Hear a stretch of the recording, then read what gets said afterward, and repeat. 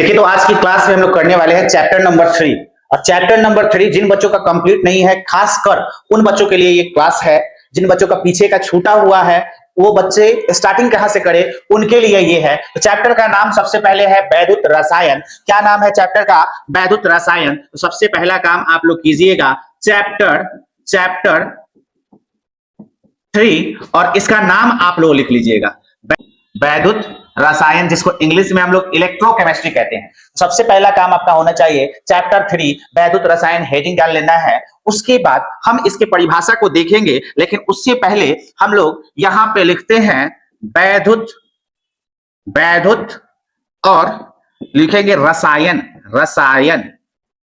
और वैद्युत रसायन में हम लोग यहां पे इसको अगर दो भागों में तोड़ दें तो क्या हो जाएगा? वैद्युत से हमारा बनेगा वैद्युत, यहां पे लिख दे रहे हैं, और यहां पे क्या हो जाएगा? रसायन को हम लोग यहां पे लिखते हैं रसायन।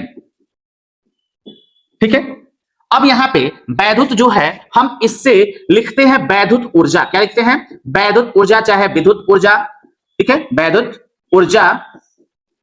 और रसायन से लिखते हैं, क्या लिखेंगे? तो रासायनिक रासायनिक ऊर्जा रासायनिक ऊर्जा। ठीक है, यहां तक क्लियर। अब देखिए यहां पे इस चैप्टर में विज्ञान की वह शाखा कह सकते हैं, या रसायन विज्ञान की वह शाखा जिसके अंतर्गत वैद्युत ऊर्जा तथा रासायनिक ऊर्जा के परस्पर संबंधों का अध्ययन करते हैं, उसे हम लोग क्या कहते हैं? वैद्युत रसायन कहते हैं। ठीक है, तो सबसे पहला काम हम इस तरीके से कर सकते हैं। उसके बाद हम चलेंगे इसके परिभाषा पे। तो परिभाषा को लिखेंगे और अच्छे तरीके से लिखेंगे। तो इतना करने के बाद हम लोग यहाँ पे आराम से इसका परिभाषा लिख सकते हैं। तो जो बच्चे स्टार्टिंग से नहीं जुड़े हुए हैं, चाहे क्लास में जिनका छूटा है, खासकर उनके लिए ये क्लास है। शुरू से ये क्लास है, स्टार्टिंग से है। कैसे आपको लिखना है, क्या करना है, वो इस क्लास में आपको बताया जाएगा और आपको कंप्लीट करना है। तो क्या लिखेंगे? रसायन विज्ञान की वह शाखा जिसके अंतर्गत वैद्युत ऊर्जा तथा रासायनिक ऊर्जा के परस्पर संबंधों का अध्ययन किया जाता है, उसे हम लोग क्या कहते हैं? वैद्युत रसायन कहते हैं। डेफिनेशन कैसे लिखेंगे आप लोग लिख लीजिएगा। यहाँ पे डेफिनेशन यहाँ पे लिखा हुआ है कि रसायन विज्ञान की वह शाखा जिसके अंतर्गत विद्युत ऊर्जा, जिसको बोलते हैं इलेक्ट्रिकल एनर्जी, से रासायनिक ऊर्जा एवं रासायनिक ऊर्जा से विद्युत ऊर्जा एवं इसके मध्य संबंधों का अध्ययन किया जाता है, वैद्युत रसायन यानी कि इलेक्ट्रोकेमिस्ट्री कहा जाता है। ठीक है, वैद्युत ऊर्जा से रासायनिक ऊर्जा और रासायनिक ऊर्जा से वैद्युत ऊर्जा, और इसके मध्य क्या संबंध है, उन संबंधों का अध्ययन हम लोग करेंगे। कहां करेंगे? वैद्युत रसायन में करेंगे। कहां करेंगे? वैद्युत रसायन में करेंगे। तो सबसे पहला काम आपका यहां पे होना चाहिए, आप लोग एक बार स्क्रीनशॉट ले सकते हैं यहाँ पे। अब हम लोग का हेडिंग क्या हो जाएगा? विद्युत चालक, जिसको इंग्लिश में क्या कहते हैं? Electric conductor. तो विद्युत चालक जो होता है, यहाँ पे वे सभी पदार्थ जिसमें विद्युत धारा प्रवाहित हो सकती है, उसे क्या कहते हैं? विद्युत चालक कहते हैं, इलेक्ट्रिक कंडक्टर कहते हैं। वैद्युत रसायन के बारे में पढ़ रहे हैं, चालक के बारे में हम लोग को पढ़ना पड़ेगा। ठीक है, और चालक के बारे में पढ़ रहे हैं तो कुछ चालक के बारे में भी देखना होगा, लेकिन उसको आगे कंटिन्यू नहीं करेंगे। तो विद्युत चालक किसे कहते हैं? वे सभी पदार्थ जिसमें विद्युत धारा प्रवाहित हो सकती है, विद्युत चालक यानी कि इलेक्ट्रिक कंडक्टर कहलाता है। और विद्युत चालक में कौन कौन सा होता है? तो दो तरीके का हमको देखने को मिलेगा चालक। एक हमको मिलेगा धातुए, जिसको हम लोग कहेंगे धात्विक चालक, और दूसरा मिलेगा हम लोग को विद्युत अपघट्यों के जलीय विलयन, जिसको हम लोग विद्युत अपघटनी चालक कहेंगे। ठीक है, तो चालक का डिफिनेशन देख लिए। लगे हाथ हम लोग कुचालक का भी डिफिनेशन देखे थे, नॉन कंडक्टर का। तो वे सभी पदार्थ जिसमें विद्युत धारा प्रवाहित नहीं हो सकती है, कुचालक कहलाते हैं। उदाहरण क्या होगा? कांच, रबर, प्लास्टिक, शुद्ध जल, जिसको आसूत जल भी कहते हैं, ये क्या होगा? कुचालक के प्रकार हो जाएगा, सॉरी उदाहरण हो जाएगा, एग्जाम्पल हो जाएगा। ठीक है, तो आगे हम लोग को चालक के बारे में पढ़ना है। तो चालक के बारे में तो हेडिंग क्या डलवाए थे आप लोग से कि विद्युत चालकों के प्रकार। विद्युत चालक कितने प्रकार के? दो प्रकार के। तो यहां लिख लेंगे विद्युत चालक दो प्रकार के होते हैं। ठीक है, कौन कौन सा? तो डायग्राम इस तरीके से बना लेंगे सुंदर तरीके से। एक नंबर धात्विक चालक, जिसको मेटेलिक कंडक्टर कहते हैं, और दूसरा क्या होता है विद्युत अपघटनी चालक, जिसको आयनिक चालक भी कहते हैं। तो इसको क्या बोलते हैं इलेक्ट्रोलाइट कंडक्टर। ठीक है, अब देखिए धात्विक चालक को इलेक्ट्रॉनिक चालक भी कहा जाता है, इलेक्ट्रॉनिक चालक भी कहा जाता है। ठीक है, तो हम सबसे पहले ये देखेंगे कि धात्विक चालक आखिर किसे कहते हैं, तब जानेंगे हम लोग कि इसको इलेक्ट्रॉनिक चालक क्यों कहते हैं। तो देखिए इसमें ये जो वीडियो आप लोग का जाएगा, इसमें एक एक पॉइंट हम लिखवा रहे हैं लाइन से, उसका जिनको पहले से छूटा होगा चाहे बीच में छूटा होगा, आप लोग को देखकर उसको कंप्लीट कर लेना।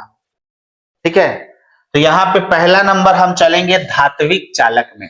तो धात्विक चालक का हम डेफिनेशन क्या लिख सकते हैं, कोई बताएगा हमको धात्विक चालक का डेफिनेशन क्या लिख सकते हैं? ये वाला डेफिनेशन बोलिएगा कि धातुओं में मुक्त इलेक्ट्रॉन पाए जाते हैं और ये मुक्त इलेक्ट्रॉन ही धातुओं में विद्युत धारा को प्रवाहित करने का कार्य करते हैं। इस प्रकार के चालक को धात्विक चालक कहते हैं। लेकिन अगर हमको डेफिनेशन लिखने के लिए आ जाए तो इतना लंबा चौड़ा हम डेफिनेशन लिखेंगे नहीं। देखिए क्या लिखेंगे, क्या लिखेंगे, वैसे पदार्थ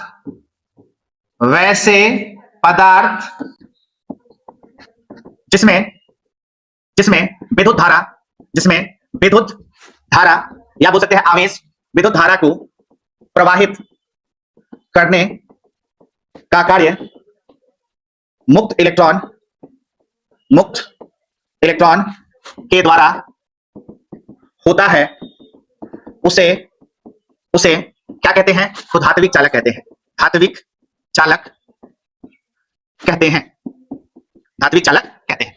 अब आइए यहाँ पे बात समझिए, यहाँ पे धातुओं में मुक्त इलेक्ट्रॉन पाए जाते हैं। मान लीजिए कि कोई छड़ है, लोहा का छड़ है, Fe, लोहा का सूत्र क्या होता है Fe।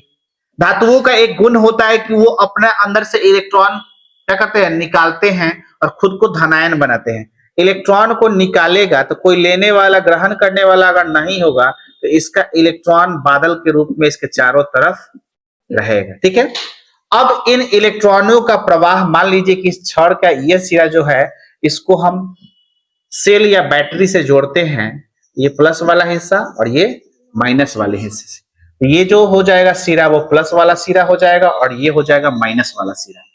अब जो इलेक्ट्रॉन है, इलेक्ट्रॉन पे आप लोग को मालूम होगा कि इलेक्ट्रॉन पे कौन सा चार्ज होता है, माइनस चार्ज होता है। ठीक है, ऋण आवेश होता है, इलेक्ट्रॉन ठहरा माइनस। ठीक है, इलेक्ट्रॉन ठहरा माइनस। अब मान लीजिए कि कोई लड़का है, वो क्या है, मेल है ना, तो उसका शादी करेंगे तो किससे करेंगे, फीमेल से। तो वैसे ही यहाँ आवेश में क्या होता है, विपरीत आवेश जो होता है, विजातीय आवेशों के बीच में आकर्षण होता है। इलेक्ट्रॉन किस दिशा में जाएगा, इस दिशा में, यानी कि प्लस वाले सिरे पर ये जाएगा, इधर से इधर ये जाएगा। जैसे ही विद्युत धारा प्रवाहित करेंगे, इसमें धारा का प्रवाह करने का काम कौन कर रहा है, तो इसमें मुक्त रूप से इलेक्ट्रॉन है वो कर रहा है। धातुओं में मुक्त इलेक्ट्रॉन पाए जाते हैं और ये मुक्त इलेक्ट्रॉन ही धातुओं में विद्युत धारा को प्रवाहित करने का कार्य करते हैं। और इस प्रकार का जो चालक होता है उसी को हम लोग क्या कहते हैं, एग्जाम्पल में हम लोग लिख सकते हैं।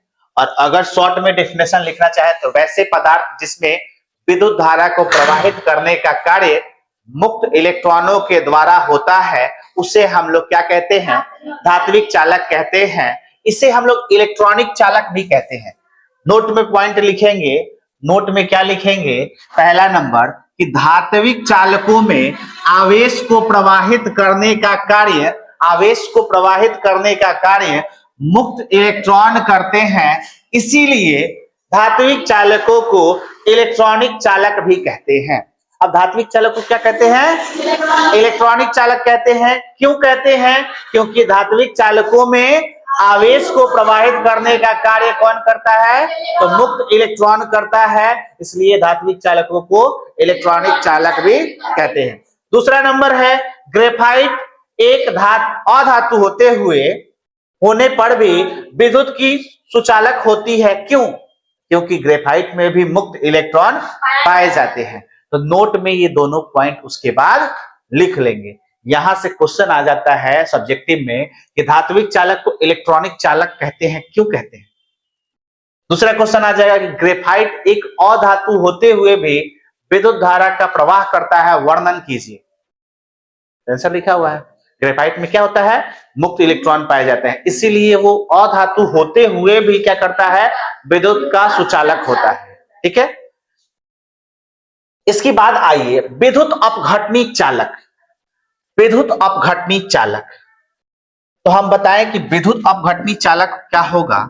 तो मान लीजिए कि कोई पात्र है, इसमें हम लोग क्या करते हैं, तो जल को भर देते हैं। क्या करते हैं, जल को भर देते हैं और इसमें बाहर से कोई विद्युत अपघट्य पदार्थ को मिलाते हैं।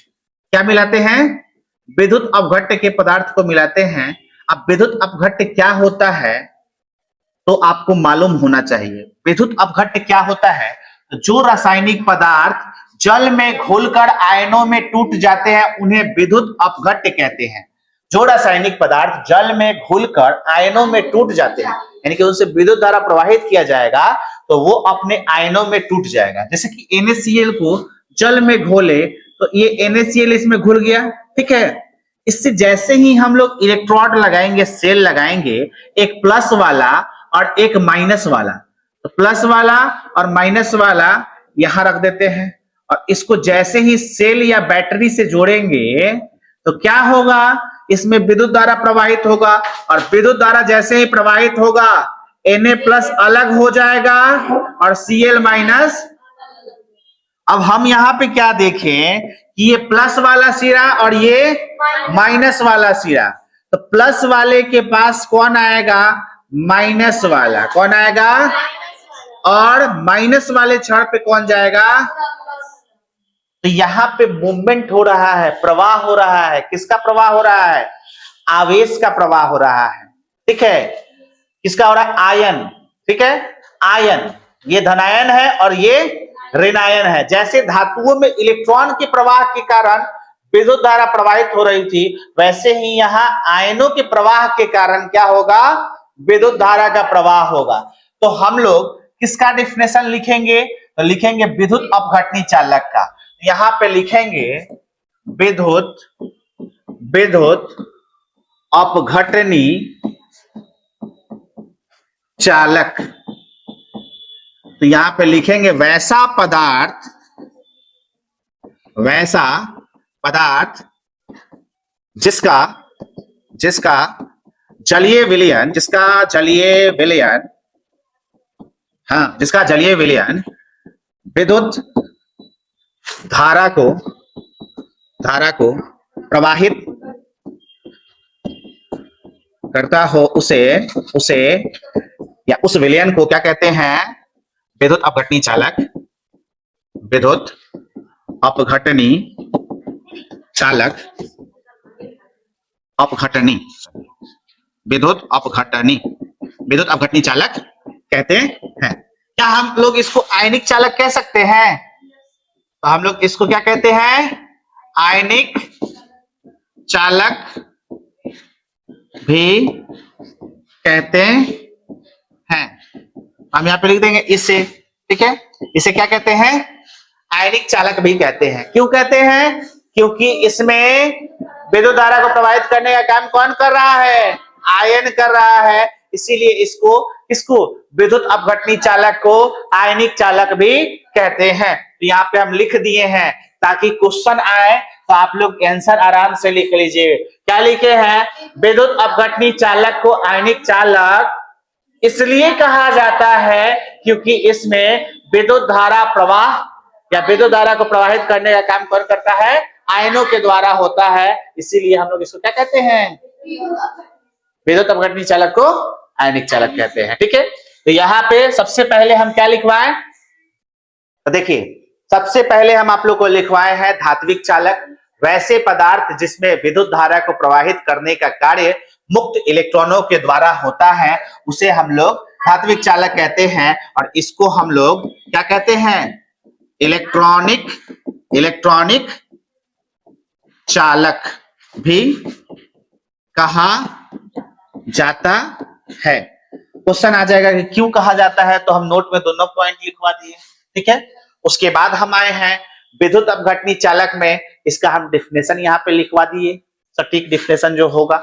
अब इसको आयनिक चालक भी कहते हैं, क्यों कहते हैं तो ये भी यहाँ लिखवा दिए, क्योंकि इसमें विद्युत धारा को प्रवाहित करने का काम कौन करता है, आयनों के द्वारा होता है। इसी कारण से इसको हम लोग विद्युत अपघटनी चालक या आयनिक चालक भी कहते हैं। अब देखिए विद्युत अपघटियों के प्रकार, विद्युत अपघटियों के प्रकार को देखने से पहले इसका डिफिनेशन हम पीछे बताए हैं ना कि विद्युत अपघट्य क्या होता है। विद्युत अपघट्य बताइए लोग, विद्युत अपघट्य, मान लीजिए कि कोई पात्र है और इसमें इलेक्ट्रोड लगा हुआ है, इसमें क्या लगा है, इलेक्ट्रोड लगा हुआ है, इसको सेल या बैटरी से हम जोड़ दिए। ऐसा ही हम एक और पात्र ले रहे हैं, ठीक है, और मान लीजिए कि ऊपर से हम कोई पदार्थ मिला रहे हैं, यहाँ पे ए बी कहां डाल रहे हैं, इसके विलयन में, यहाँ पे इसके विलयन में ए बी जैसे ही डाल रहे हैं, ए प्लस में और बी माइनस में टूट जा रहा है, अपने आयनों में टूट जा रहा है। ठीक है, जबकि यहाँ पे मान लीजिए कोई पदार्थ सी और डी है, इसको हम इसमें डाल रहे हैं, तो यहाँ पे सी और डी विद्युत धारा प्रवाहित करने पर भी नहीं टूट रहा है, तो ये नहीं टूट रहा है तो विद्युत अनअपघट्य हो जाएगा। क्या हो जाएगा, विद्युत अनअपघट्य, और ये क्या हो जाएगा, विद्युत अपघट्य। इस पदार्थ का जलीय विलयन है, ये जलीय विलयन है, और इसमें हम लोग क्या किए, विद्युत धारा प्रवाहित किए, तो वो आयनों में टूट गया, तो इसी को हम लोग क्या कहेंगे, तो वैसा पदार्थ, क्या लिखेंगे डेफिनेशन, वैसा पदार्थ जिसके जलीय विलयन में विद्युत, इसके जलीय विलयन में विद्युत धारा प्रवाहित करने पर वह अपने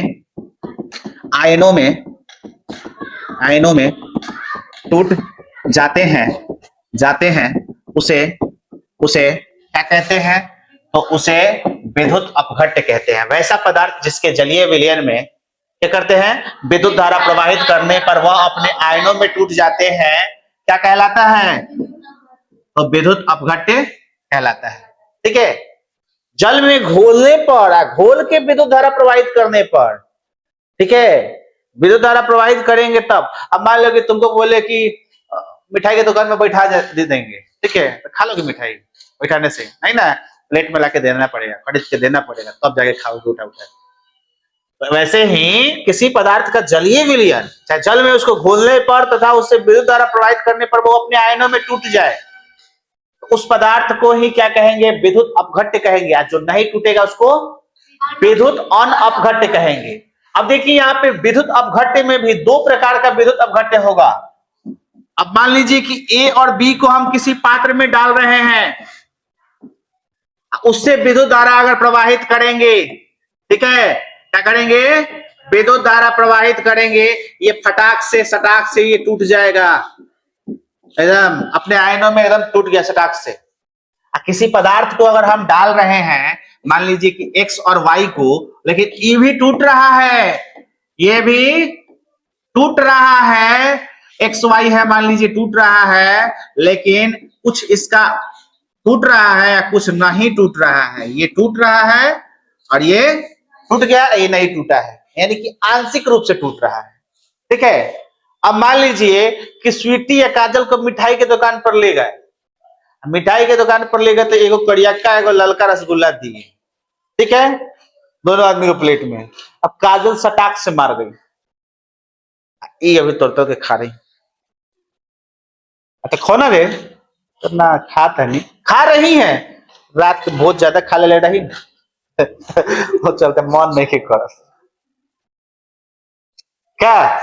तो यहां पे क्या हुआ, ऐसा विद्युत अपघट्य, ऐसा पदार्थ जो कि आयनों में क्या हो जाए, पूर्ण रूप से टूट जाता है, उसको क्या कहते हैं, प्रबल विद्युत अपघट्य। जो क्या हो, तो जो आयनों के रूप में टूटे लेकिन आंशिक रूप से टूटे, उसको क्या कहते हैं, दुर्बल प्रबल, दुर्बल विद्युत अपघट्य।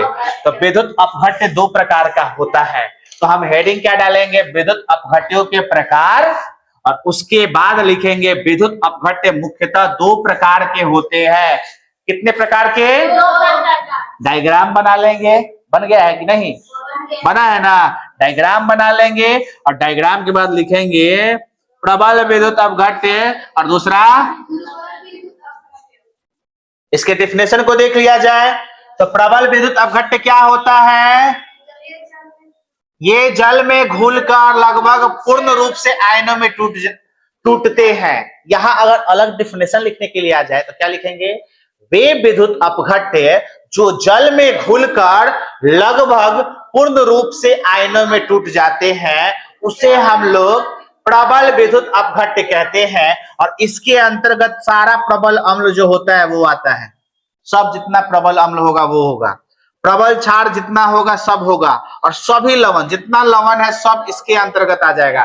किसके अंतर्गत, तो प्रबल विद्युत अपघट्य के अंतर्गत। ठीक है, तो डेफिनेशन अगर लिखने के लिए देंगे तो लिखिएगा, वे विद्युत अपघट्य जो जल में घुलकर पूर्णतः चाहे लगभग पूर्णतः क्या हो आयनों में टूट जाते हैं उसको प्रबल विद्युत अपघट्य। देखिए आप लोग रटा रटाया नहीं कि सर ये डेफिनेशन लिखवा दिए तो हम यही लिखेंगे, ऐसा कोई जरूरी नहीं है। हम देखियो ना, इतना बार में जितना बार लिखवाए हैं कुछ ना कुछ परिवर्तन किए हैं, होता है ना, तो उससे घबराना नहीं है। कितना भी फेयर कॉपी में काट तो सर लिखिए, नहीं लिखिए, उससे कोई मतलब नहीं, याद रखिए क्वेश्चन के रूप में लिखवाइए। अगर आंसर लिखवाएंगे तो हो सकता है कि और अलग तरीके से लिखो। ये पूरा हम पढ़ा रहे हैं, जैसे कि यहाँ लिखा है दुर्बल विद्युत अपघट्य, इसका डेफिनेशन क्या है, ये जल में घुलकर, डेफिनेशन आ जाएगा तो हम यही लिखेंगे, ये जल में घुलकर, कौन जल में घुलकर, वहां पे लिखेंगे दुर्बल विद्युत अपघट्य का डेफिनेशन क्या लिखेंगे, वे विद्युत अपघट्य जो जल में घुलकर बहुत कम मात्रा में आयनों में टूटते हैं, या तो बोल सकते हैं कि आंशिक रूप से आयनों में टूटते हैं, उसको क्या कहते हैं, टूटेगा लेकिन आंशिक रूप से, खाएगी लेकिन मुंह बना बना के। तुम गटाक से रस गाड़ी एक गटाक से मार गई क्या। देखिए एग्जाम्पल में क्या आ जाएगा, दुर्बल अम्ल, ठीक है, और दुर्बल, बस आपको याद रखना है दो तीन को, इसका एग्जाम्पल याद रखिएगा और दो तीन को इसका, ठीक है। अब हम लोग जो पढ़े थे धात्विक चालक और विद्युत अपघटनी चालक, उसमें अंतर अगर लिखने के लिए आ जाए, अंतर अगर लिखने के लिए आ जाएगा तो अंतर कैसे लिखेंगे, तो यहाँ हेडिंग डालेंगे धात्विक चालक और विद्युत अपघटनी चालक में अंतर। ठीक है, एक तरफ लिखेंगे धात्विक चालक और एक तरफ लिखेंगे विद्युत अपघटनी चालक। ठीक है, पहला अंतर क्या लिखेंगे, विद्युत धारा का प्रवाह, धात्विक चालक में क्या होता है, विद्युत धारा का प्रवाह मुक्त इलेक्ट्रॉनों द्वारा, जबकि विद्युत अपघटनी चालक में विद्युत धारा का प्रवाह मुक्त आयनों के द्वारा। उसके बाद देखिए धात्विक चालक में दूसरा क्या लिखा हुआ है, कोई रासायनिक परिवर्तन नहीं होता है, केवल इलेक्ट्रॉन ना मूवमेंट करता है, रासायनिक परिवर्तन वहां पे नहीं होता है। लेकिन इसमें क्या होता है, विद्युत अपघट्यों का विघटन होता है, यानी कि देखिए यहाँ पे, यहाँ कोई और स्थिति था, यहाँ पे NaCl सोडियम क्लोराइड था, क्या था, सोडियम क्लोराइड था, और जैसे ही विद्युत धारा प्रवाहित किए ये अपने आयनों में टूट गया, यानी कि सोडियम क्लोराइड नहीं रहा, क्या हो गया, एगो सोडियम का आयन हो गया, एगो क्लोरीन का आयन हुआ। क्या रासायनिक परिवर्तन हुआ कि नहीं हुआ। लेकिन लोहा के छड़ में अगर धारा प्रवाहित करेंगे तो क्या वो हीरा का अति हो जाएगा, छड़ हो जाएगा, लोहा का क्या हो जाएगा, सोना का, लोहे का रहेगा। इसमें केवल इलेक्ट्रॉन प्रवाहित होता है, लोहा तो अपने स्थाने पे रहता है। ठीक है, आगे देखिए, आगे क्या लिखा हुआ है, इसमें द्रव्यमान का स्थानांतरण नहीं होता है, इसमें द्रव्यमान का स्थानांतरण का है, कि लोहा भाई साहब तो वहीं पे बैठे हुए हैं, ठीक है, लेकिन इसमें द्रव्यमान का स्थानांतरण होता है। इसमें क्या होता है, पहले यहाँ पे द्रव्यमान NaCl, ठीक है, सब कोई यहीं बैठा हुआ था, अब कुछ लोग यहाँ से यहाँ चला गया, कुछ लोग यहाँ से यहाँ चला गया, स्थानांतरण हुआ कि नहीं हुआ। तो यहाँ पे क्या हो रहा है, द्रव्यमान का स्थानांतरण होता है। इतना अंतर लिख लीजिएगा। अब देखिए चौथा नंबर अंतर क्या लिखेंगे, इसमें उत्पन्न प्रतिरोध मुक्त इलेक्ट्रॉनों के धातु परमाणुओं पर टकराने के कारण होता है। इसमें जो प्रतिरोध का मतलब क्या होता है? रुकावट। प्रतिरोध का मतलब क्या होता है? रुकावट ओम होता है। पढ़ा है ना? आगे बताएंगे भी। यहाँ पे देखिए, यहाँ पे जो इलेक्ट्रॉन है वो यहां से इधर जाएगा, इस छड़ की ओर जाएगा। इसमें क्या होगा कि यहाँ इलेक्ट्रॉन किससे टकराएगा?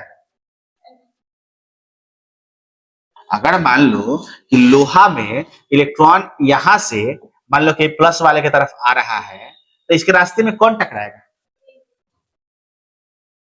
धातु, लोहा, उसे टकराएगा और इस पे टकराने के कारण प्रतिरोध उत्पन्न होगा। तो वही चीज यहां बोला है। क्या बोला है? ध्यान से देखिए लो। इसमें उत्पन्न प्रतिरोध जो मुक्त इलेक्ट्रॉन होगा इसके धातु परमाणुओं पर टकराने के कारण, ठीक है। इसमें क्या लिखा है? इसमें उत्पन्न प्रतिरोध मुक्त आयनों के विलायक परमाणुओं पर टकराने के कारण। अब मान लीजिए कि यह पानी है। पानी क्या है? विलायक है कि नहीं? है ना विलायक। और उसमें मान लीजिए कि NaCl है। NaCl में प्लस और माइनस वाला, यहाँ पे प्लस सिरा और यहाँ पे माइनस वाला सिरा। अब मान लो कि ये यहां से यहां जाएगा, इसके मार्ग में पनिया टकराएगा कि नहीं टकराएगा? विलायक का कण टकराएगा कि नहीं टकराएगा? ये यहां से यहां आएगा तो इसके मार्ग में विलायक का कण टकराएगा कि नहीं टकराएगा? प्रतिरोध उससे उत्पन्न होगा, ठीक है। तो वही चीज यहां बोला गया है। क्या बोला गया है? तो इसमें उत्पन्न प्रतिरोध मुक्त आयनों के विलायक परमाणुओं पर टकराने के कारण होता है।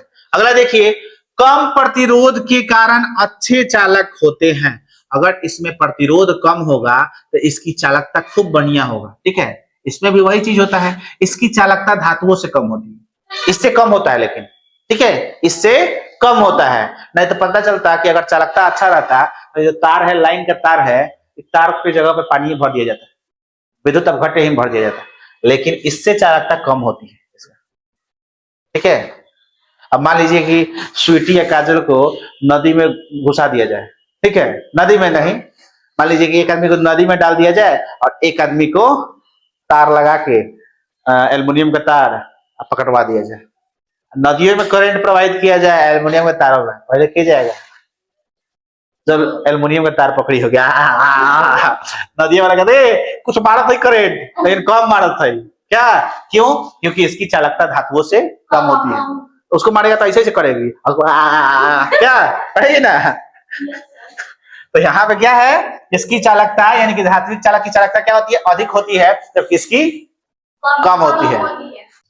देखिए, प्रतिरोध समानुपाती होता है। यहाँ पे देखिए, प्रतिरोध व्युत्क्रमानुपाती होता है ताप के। क्या इसकी मतलब समझे आप लोग? नहीं, बोले कि नहीं। यहाँ पे लोहा का छड़ है, लोहा का छड़ है, जब इसको गर्म करेंगे, ताप देंगे, टेम्परेचर देंगे, तो इलेक्ट्रॉन है ना, इलेक्ट्रॉन पहले मार्ग से जा रहा था, ठीक है, इलेक्ट्रॉन इधर से इधर जा रहा था। अब मान लीजिए कि कोई लड़का है, कोई आवारा लड़का है, ठीक है, लड़का नहीं आवारा लड़का है, ठीक है, और ये लड़की है, ये इस रास्ते से जा रही है, लड़कावा बैठा है तो कोई दिक्कत नहीं, यहाँ से निकल जा रही है, लेकिन लड़कावा को ताप दे दिया जा रहा है, ठीक है, यानी कि पिया हुआ दिया जा रहा है, तो लड़कावा भौंकने लग रहा है। अब लड़कियां इधर से कटेगी तो इधर जाकर टकराएगा, इधर से, यानी कि टेम्परेचर बढ़ाया गया तो क्या हुआ? प्रतिरोध बढ़ा ना। प्रतिरोध और यहाँ है ताप, ताप बढ़ा रहे हैं तो प्रतिरोध, ताप घटाएंगे तो प्रतिरोध, तो क्या आप लोग लिख सकते हैं? समानुपाती होता है। लेकिन विद्युत अपघट्य में देखिए क्या होता है, हाँ, यहाँ पे एगो छड़ है, ठीक है, और यहाँ पे एगो छड़ है, ठीक है, और यहाँ से विद्युत धारा प्रवाहित कर रहे हैं, और यहाँ पे NaCl है। अगर मान लो कि सुबह में चाय चढ़ाती हो, सब चाय के बना के आता है? कोई नहीं, हम बना के आते हैं, कयो कयो, ठीक है। चाय पत्ती डालते हैं ना, लेट होता है तो कोई टेम्परेचर बढ़ा देते हैं और खदकने लगता है, तो यहाँ टेम्परेचर बढ़ाएंगे, NaCl क्या होगा? और फटाफट टूटेगा, NaCl फटफट टूटेगा, फटफट टूटेगा तो झट झट यहाँ पे जाएगा, माइनस वाले पे जाएगा और प्लस वाले पे ये जाएगा, जाएगा कि नहीं जाएगा? यानी कि ताप अगर बढ़ा रहे हैं तो क्या हो रहा है? रुकावट कम हो रहा है, चालकता बढ़ रहा है इसका, तो व्युत्क्रमानुपाती हो जाएगा। तो यहाँ पे वही चीज लिखा गया है, प्रतिरोध व्युत्क्रमानुपाती होता है ताप के। अगर टेम्परेचर बढ़ाएंगे तो इसका मान घटेगा, और इसको अगर घटाएंगे तो इसका मान बढ़ेगा। क्या समझ में आया है ना? वीडियो जाएगा, बाकी चीज आप लोग लिखे हुए हैं, ठीक है, उसको नोट कर लीजिएगा। अब हम इस चैप्टर में आप लोग को आगे क्या पढ़ाए थे, तो पढ़ाए थे वैद्युत रसायन के अंतर्गत हम लोग कितने प्रकार की अभिक्रियाओं को पढ़ते हैं। तो लिखवाए थे कि वैद्युत रसायन में 2 प्रकार की अभिक्रियाओं का अध्ययन किया जाता है। कौन कौन सा? वैद्युत रासायनिक अभिक्रिया और दूसरा नंबर,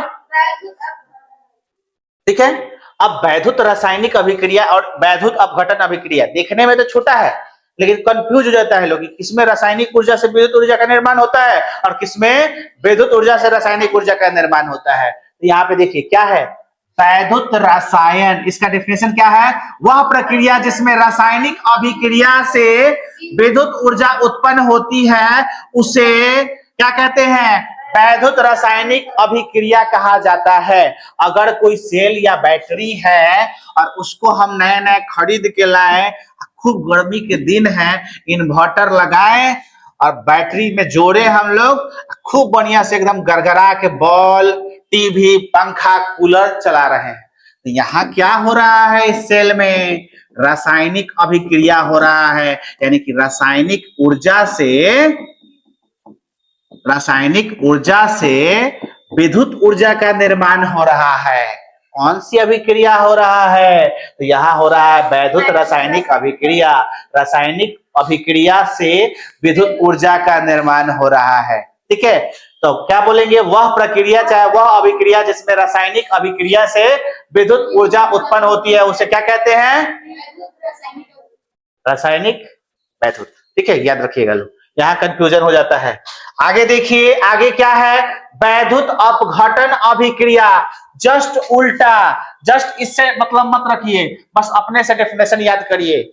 वैसी अभिक्रिया जिसमें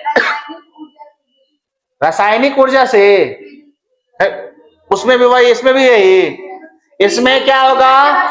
विद्युत ऊर्जा से रासायनिक ऊर्जा का निर्माण होता है, ठीक है। विद्युत ऊर्जा से उसे हम लोग क्या कहते हैं? अभिक्रिया, ठीक है। आगे चलिए, आगे इसके बाद हम लोग पढ़ते सेल के बारे में। सेल क्या होता है, ठीक है, तो एक वीडियो अपलोड हुआ है, आप लोग देख लीजिएगा, वहां से हम पढ़ाए हैं सेल के बारे में। सेल क्या होता है? तो जिस पात्र में विद्युत ऊर्जा एवं रासायनिक ऊर्जा में परिवर्तन कराते हैं उसे सेल कहते हैं, ठीक है। या तो हम लोग कह सकते हैं कि सेल एक ऐसी युक्ति है जिसमें वैद्युत ऊर्जा को रासायनिक ऊर्जा में या रासायनिक ऊर्जा को वैद्युत ऊर्जा में परिवर्तित किया जाता है। बैटरी एग्जांपल में ले लीजिए, लाइन रहता है तो चार्ज होता है, विद्युत ऊर्जा रासायनिक ऊर्जा के रूप में संचित होता है, और लाइन कट जाता है तो रासायनिक अभिक्रिया होता है और विद्युत ऊर्जा का निर्माण होता है। तो क्या है ये? सेल, ठीक है। आगे देखिए, सेल के प्रकार देखे थे, 2 प्रकार का सेल होता है, वैद्युत रासायनिक सेल और वैद्युत अपघटनी सेल। वैद्युत रासायनिक अभी बताएं, इसमें क्या होगा? तो इसमें होगा कि इसका डेफिनेशन लिखेंगे तो ऐसा सेल जिसमें रासायनिक ऊर्जा से विद्युत ऊर्जा का निर्माण होता है उसे वैद्युत रासायनिक सेल कहते हैं। क्या? रासायनिक ऊर्जा से वैद्युत ऊर्जा का निर्माण होगा उसे, उस सेल को क्या कहेंगे? वैद्युत रासायनिक सेल, ठीक है, याद रखिएगा। रासायनिक ऊर्जा से किसका निर्माण होगा? विद्युत ऊर्जा का, चाहे वैद्युत ऊर्जा का निर्माण होता है उसे हम लोग क्या कहते हैं? बोले ना, शब्द छोटा है लेकिन दोनों में कंफ्यूजन हो जाता है, ठीक है। अगला क्या है हम लोग का? तो वैद्युत अपघटनी सेल, ऐसा सेल जिसमें वैद्युत ऊर्जा से रासायनिक ऊर्जा का निर्माण होता है उसे वैद्युत अपघटनी सेल कहते हैं। अब यहाँ पे देखिए, पीछे हम जो पढ़ाए हैं आप लोग को वैद्युत रासायनिक सेल, इसका उदाहरण क्या बोले थे कल? उदाहरण क्या हो जाएगा? गैल्वेनीकरण नहीं, गैल्वेनिक सेल, गैल्वेनिक, या हम लोग इसको बोल सकते हैं वोल्टीय सेल, है ना। गैल्वेनिक या वोल्टीय सेल। और इसमें हम लोग चित्र किसका बनाए थे? डेनियल सेल का, डेनियल सेल का, ठीक है। इसके बाद आप लोग सब लोग कंटिन्यू रहे हैं, इसके बाद याद रखिएगा, वैद्युत रासायनिक सेल में रासायनिक ऊर्जा से वैद्युत ऊर्जा का निर्माण होता है। उदाहरण में आ जाए गैल्वेनिक सेल या वोल्टीय सेल। और दूसरा क्या होता है, तो दूसरा हम आप लोगों को बताएं वैद्युत अपघटनी सेल। इसमें वैद्युत ऊर्जा से रासायनिक ऊर्जा का निर्माण होता है, उसको वैद्युत क्या बोलते हैं, अपघटनी सेल बोलते हैं। अब देखिए यहां पे ये उस पे आधारित क्वेश्चन है। क्वेश्चन कैसे आ जाएगा, सेल जिसमें रासायनिक ऊर्जा से ऊर्जा विद्युत ऊर्जा में बदलती है उसे कहते हैं, क्या कहेंगे? तो अभी अभी बताए हैं आप लोग को कि रासायनिक ऊर्जा को किसमें, तो विद्युत ऊर्जा में बदलने वाले सेल को क्या कहते हैं, वैद्युत रासायनिक सेल। क्या बोलते हैं, वैद्युत रासायनिक, चाहे विद्युत रासायनिक, चलिए विद्युत लिखते हैं, वैद्युत रासायनिक सेल, ठीक है। और इसका उदाहरण लिखवाए हैं क्या, गैल्वेनिक सेल या वोल्टीय सेल, ठीक है। तो यहां पे वैद्युत रासायनिक सेल तो नहीं दिया है, वैद्युत अपघटनी सेल दिया है, गैल्वेनिक सेल दिया है, चालकता दिया है, चालकता सेल, या इनमें से कोई नहीं। हम लोग जानते हैं कि क्या होता है वैद्युत रासायनिक सेल, और उसका उदाहरण है गैल्वेनिक सेल। गैल्वेनिक सेल का काम क्या होता है, रासायनिक ऊर्जा को, ठीक है। तो आज का क्लास हम लोग का यहीं तक रहेगा।